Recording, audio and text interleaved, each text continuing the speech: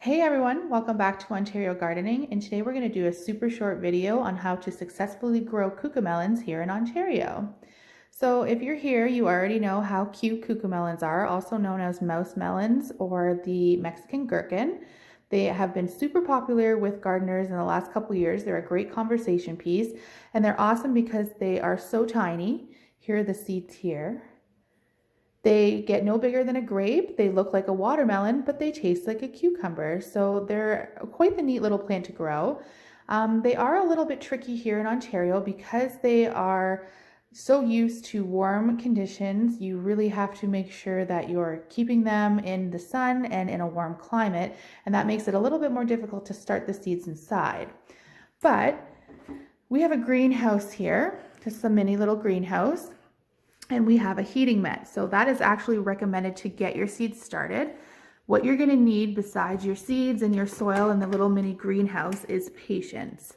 So these can take a couple weeks just to sprout, and that's even with the warming mat underneath to keep that heat up and keep the moisture in the greenhouse. They still take a little bit to sprout. So be patient when you're sprouting them. If you can start them inside a couple weeks beforehand, that is definitely recommended. And then we will go take a look to see what it looks like in the next stages. So here you have what it will look like after a couple of weeks. You have the cucamelon plant, and these things are just very similar to a cucumber. They are going to vine everywhere. So staking them or trellising them is recommended. So when we're in this stage, we just used like vegetable skewers, barbecue skewers, to trellis them up for now. And then they're going to continue to grow. You can get them in the ground from here, from this stage. We could transplant these out May 2-4. Instead, we continue to grow ours inside just to do a little experiment, and I will take you over there to show you what the next stage would look like. So here is what they look like as they continue to grow. Now these should be in the ground outside, but again, we just experimented around. We've been playing around with these since, I believe, February. We wanted to see what would happen if we could even get them to germinate and grow inside. So we ended up coming to the back here and had to trellis, like make our own trellis right in the pot.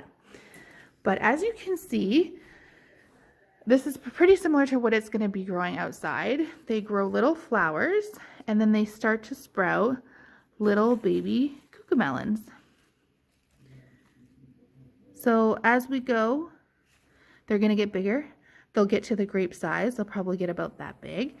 But yeah, and again, these climb. They're going to keep climbing. They're going to keep growing. They're overtaking everything. I cannot wait to get these in the ground next week. It's getting a little ridiculous. And as you keep going, the plant's just going to keep growing and growing and growing. You might want to trellis them with tomato cages or make some sort of teepee trellis outside in the garden and just wait for these cucumbers to grow. So we are going to do a garden tour probably midsummer to see how everything's doing, and we will see what these guys are up to then. So again, you need a lot of warmth, a lot of patience, and a lot of room to grow these guys, but the payoff is so cool and so worth it, and I can't wait to show you guys. Thanks so much for joining again. Talk to you later. Bye.